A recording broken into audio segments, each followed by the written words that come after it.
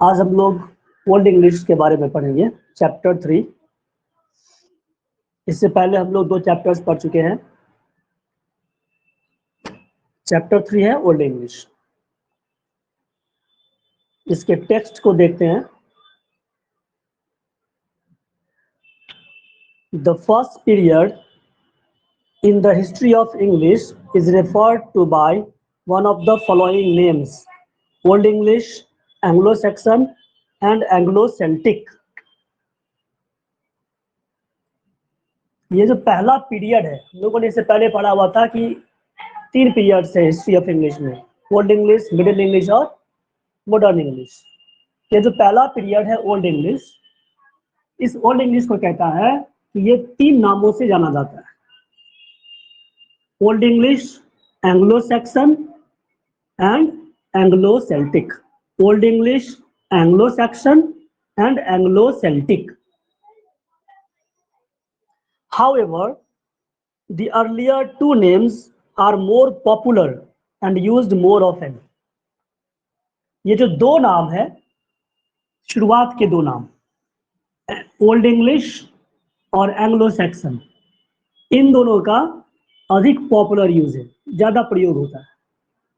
Anglo Celtic थोड़ा कम बोलचाल में प्रयोग होता है, लेकिन ये ओल्ड इंग्लिश और एंग्लो सेक्शन, ओल्ड इंग्लिश को जनरली हम लोग ओल्ड इंग्लिश कहते हैं, एंग्लो सेक्शन कहते हैं। वैसे इसके 3 नाम हैं: old English, Anglo Saxon, Anglo Celtic, जिनमें से ये 2 नाम जो है ओल्ड इंग्लिश और एंग्लो सेक्शन, यह अधिक पॉपुलर है, अधिक लोकप्रिय है। The history of English begins with the coming of the Anglo-Saxons from Europe to mainland Britain। English की जो इतिहास है वो शुरू कब से होता है? कि हम लोगों ने पहले चैप्टर में पढ़ा था कि एंग्लो सैक्सन्स, ये जो एंग्लो सैक्सन्स है, ये लोग जब मेनलैंड ब्रिटेन, जिसे हम लोग ब्रिटेन कहते हैं या इंग्लैंड कहते हैं, तो ये लोग जब वहां पर आए, तब से ओल्ड इंग्लिश की शुरुआत होती है। This period is from AD 449 to AD 1066। और यह जो ओल्ड इंग्लिश है, इसका पीरियड क्या है?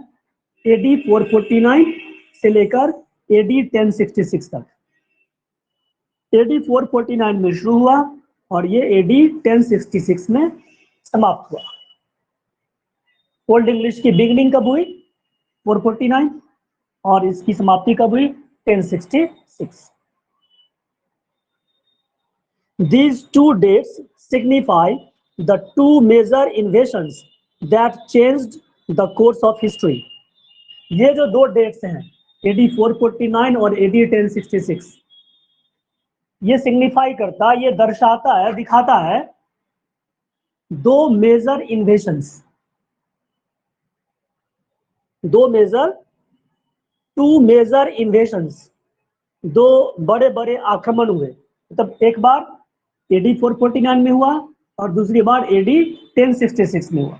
2 बड़े बड़े आक्रमण हुए। इसी को ये 2 जो डेट्स हैं, ये 2 डेट्स इसी 2 घटनाओं को दिखाता है। That changed the course of history। और ये जो 2 घटनाएं थी, 2 जो बड़े बड़े आक्रमण हुए 449 में और 1066 में, इसने इंग्लिश के इतिहास को बदल दिया। The Anglo-Saxons were fierce, warlike tribes from Europe, and their invasion in 449 changed Celtic Britain into Germanic England। अब ये AD 449 में कौन सी घटना हुई? ये जो एंग्लो सैक्सन्स लोग थे, इसे हम लोग जर्मेनिक पीपल भी कहते हैं, इन लोगों ने क्या किया था? आक्रमण किया था। तो ये जो लोग थे, बड़े ही खूंखार टाइप के लोग थे, फियर्स और वॉर लाइक, युद्ध पसंदी लोग थे। इनको मारपीट करना बहुत अच्छा लगता था, तो मारपीट करते थे। इन लोगों ने क्या किया? सेल्टिक ब्रिटेन पर आक्रमण किया। ये जो एंग्लो सैक्सन्स लोग थे, इन लोगों ने क्या किया? सेल्टिक ब्रिटेन, एंग्लो सैक्सन के आने से पहले जो जगह था, उस जगह को सेल्टिक ब्रिटेन कहते हैं। तो इस सेल्टिक ब्रिटेन पर क्या किया? उन लोगों ने आक्रमण किया और इसे बदल दिया किसमें? जर्मनी के इंग्लैंड में। एंग्लो सेक्सन्स लोग कौन थे? जर्मेनिक लोग थे। इस पर आक्रमण किया, सेल्टिक ब्रिटेन पर आक्रमण किया और इसे बदल दिया Germanic England. The Norman conquest in AD 1066 resulted in the infusion of a large number of French words into the vocabulary of English from Europe to mainland Britain. The Norman conquest in AD 1066. अब ये दूसरा जो date है AD 1066, इसमें भी एक बहुत बड़ा आक्रमण हुआ, मेजर इन्वेजन। और इस इन्वेजन को नॉर्मन कॉन्क्वेस्ट के रूप में जाना जाता है। जो नॉर्मन लोग थे उनकी इसमें जीत हुई थी, इसलिए इसको बुला जाता है Norman conquest. The Norman conquest in AD 1066 resulted in the infusion of a large number of French words into the vocabulary of English from Europe to mainland Britain. तो ये जो AD 1066 में नॉर्मन कॉन्क्वेस्ट हुआ, इसका क्या प्रभाव पड़ा? तो बहुत सारे शब्द, बहुत सारे words, large number of words, बहुत सारे वर्ड्स क्या हुए? इन्फ्यूज हुए। बहुत सारे वर्ड्स का इन्फ्यूजन हुआ, मिश्रण हुआ। बहुत सारे जो वर्ड्स थे फ्रेंच के या यूरोपियन लैंग्वेज के, खासकर फ्रेंच, तो फ्रेंच के बहुत सारे वर्ड्स क्या हुए? ये इंग्लिश में आ गए। AD 1066 में जो नॉर्मन कॉन्क्वेस्ट हुआ उसका बहुत बड़ा प्रभाव ये पड़ा कि इंग्लिश में बहुत सारे फ्रेंच वर्ड्स आ गए। तो चूंकि ये इन दोनों डेट्स में कुछ खास हुए थे, इसीलिए, और इसने इंग्लिश के इतिहास को बदल दिया था। ये AD 449 में क्या हुआ? ओल्ड इंग्लिश की शुरुआत हुई, तो यह महत्वपूर्ण है। और 1066 में क्या हुआ? तो फ्रेंच वर्ड्स बहुत सारे आए और ओल्ड इंग्लिश का इतिहास बिल्कुल बदल गया, इसलिए इसको कहते हैं कि ओल्ड इंग्लिश लगभग खत्म हो गई। तो दूसरा पीरियड जो मिडिल इंग्लिश आएगा, हम लोग आगे पढ़ेंगे। The relationships between the Celts and the invaders is difficult to describe accurately, but they seem to have settled down side by side in more or less peaceful contact with the Anglo-Saxons and combined to produce 7 kingdoms known as the Anglo-Saxon Heptarchy.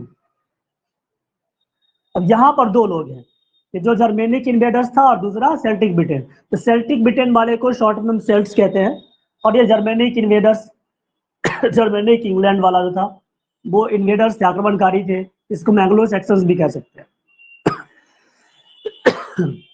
ये Anglo sections, तो Celts और Anglo sections invaders, इन दोनों के बीच में जो relationship था, संबंध, वो संबंध, उस संबंध को ठीक ठीक बताना बहुत ही मुश्किल है। लेकिन ऐसा लगता था कि दोनों साइड बाय साइड मोर और लेस सेटल हो गए और शांतिपूर्ण तरीके से रहने लगे, और दोनों मिलकर 7 किंगडम्स, 7 साम्राज्य बनाए, जिसे एंग्लो सैक्सन हेप्टार्की कहते हैं। ये सेल्ट्स और ये जर्मेनिक इन्वेडर्स दोनों ने मिलकर क्या किया? 7 किंगडम्स बनाए, जिसे क्या कहते हैं? Anglo Saxon हेप्टार्की। हेप्ट मतलब होता है 7, हेप्ट मीन्स 7, इसलिए कहते हैं एंग्लो सैक्सन हेप्टार्की। 7 किंगडम्स बनाए। किन लोगों ने बनाए? सेल्ट्स और जर्मेनिक इन्वेडर्स, मतलब सेल्ट्स और एंग्लो सैक्सन्स ने मिलकर 7 किंगडम्स बनाए, जिसे एंग्लो सैक्सन हेप्टार्की के नाम से जाना जाता है। The leadership of these kingdoms gradually passed into the hands of the Saxons because of their better political understanding. अब इन लोगों ने जो किंगडम्स बनाया था, उसका जो लीडरशिप है, नेतृत्व, लीडरशिप, वह ये जो जर्मेनिक इन्वेडर्स थे, इन लोगों के पास में चला गया, क्योंकि इनकी पॉलिटिकल समझ, राजनीतिक जो समझ थी वो बहुत अच्छी थी, इसलिए धीरे धीरे राजनीतिक सत्ता इन लोगों के हाथ में चली गई। इन लोगों के हाथ में? जर्मेनिक इन्वेडर्स के हाथ में, अर्थात एंग्लो सैक्सन्स के हाथ। The Celtic languages were not use for any purpose bye them. और ये जो सेल्टिक था, सेल्ट्स वाले, इनका जो लैंग्वेज था, कुछ ना कुछ तो लैंग्वेज रहा होगा। तो जो भी उनका लैंग्वेज था वो किसी भी पर्पस के लिए, किसी भी मतलब के लिए, किसी भी उद्देश्य के लिए प्रयोग नहीं किए जाते थे। Neither did these languages influence the Saxons. और ना ही ये जो लैंग्वेज थे, सेल्टिक लैंग्वेज, वे एंग्लो सैक्सन्स पर कुछ प्रभाव ही डाल पाए। Therefore, only a handful of Celtic words exist today. इसलिए कुछ मुट्ठी भर शब्द ही हैं सेल्टिक जो अभी इंग्लिश में हैं, तो बाकी सारे खत्म हो चुके हैं। And most of them are names of places or rivers. और उनमें ज्यादातर जो शब्द है सेल्टिक वर्ड्स, वो क्या है? नेम्स हैं, प्लेसेस एंड रिवर्स के, या तो जगह के नाम है या फिर नदियों के नाम है। Some of these better known are the following. इनमें से कुछ जो ज्यादा चिर परिचित नेम्स हैं, जगह के नाम और नदियों के नाम, नीचे दिए गए हैं। Place names: डॉवर, Cumberland, Kent, London, York. England का जो कैपिटल है लंदन, वो भी क्या है? इंग्लिश वर्ड नहीं है। कौन सा वर्ड है? सेल्टिक वर्ड है। Names of rivers: Avon, Thames, Trent, Dee, Derwent. ये नदियों के कुछ नाम है, ये सारे भी सेल्टिक वर्ड्स हैं। Some traces of Britain's Celtic past are also preserved in the first syllable of the names of some towns and districts in present day England. कुछ और शब्द हैं ब्रिटेन का जो सेल्टिक पास्ट है उससे जुड़े हुए कुछ और शब्द हैं जो वहां के टाउन्स और जो डिस्ट्रिक्ट्स हैं, उनके जो बड़े बड़े शहर सब हैं, उनके नाम का जो फर्स्ट सिलेबल है उसमें क्या है? तो सेल्टिक वर्ड है। बाद वाला सिलेबल भी फिर चेंज हो चुका है, लेकिन जो उसका पहला सिलेबल है वह सेल्टिक वर्ड है। दीज आर मैनचेस्टर, यहाँ पर कुछ एग्जांपल्स दिए गए हैं। These are Manchester, Winchester, Worcester, Gloucester, Lichfield, Salisbury and Exeter. जैसे एग्जांपल लेते हैं मैनचेस्टर। इस मैनचेस्टर में पहला सिलेबल है मैन। तो मैनचेस्टर का जो मैन है यह सेल्टिक वर्ड है। इसी तरह से वोरचेस्टर, ग्लूसेस्टर, लिचफील्ड, लिचफील्ड का लिच, यह क्या है? सेल्टिक वर्ड है। Another class of Celtic words preserved in modern English are words connected with religion or religious activities. और कुछ शब्द हैं, कुछ वर्ड्स जो सेल्टिक वर्ड्स क्या है, वो रिलीजन से संबंधित है, धर्म से, या फिर धार्मिक जो गतिविधियां हैं, रिलीजियस एक्टिविटीज, या तो रिलीजन या फिर रिलीजियस एक्टिविटीज, इन सबसे संबंधित है। तो ओल्ड इंग्लिश एक थोड़ा लंबा चैप्टर है, इसका कुछ पार्ट अभी इस वीडियो में लिए हैं। इसमें क्या क्या बताया गया कि ओल्ड इंग्लिश 3 नामों से जाना जाता है: ओल्ड इंग्लिश, एंग्लो सैक्सन और एंग्लो सेल्टिक। ओल्ड इंग्लिश शुरुआत कब हुई? AD 449 में, और AD 1066 में ओल्ड इंग्लिश समाप्त हो। सेल्टिक ब्रिटेन से चेंज हुआ जर्मेनिक इंग्लैंड। कैसे हुआ, कब हुआ? तो AD 449 में ये एंग्लो सैक्सन्स ने क्या किया? सेल्टिक ब्रिटेन पर आक्रमण किया और उसे बदल दिया जर्मेनिक इंग्लैंड में। और AD 1066 में क्या हुआ? ओल्ड इंग्लिश की समाप्ति हो गई।